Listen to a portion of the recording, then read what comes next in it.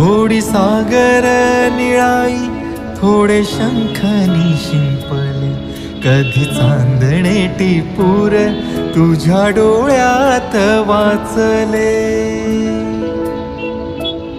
कधी उतरला चंद्र तुझ्या माझ्या अंगणात, स्वप्न पाखरांचा थवा विसावला ओंजळीत.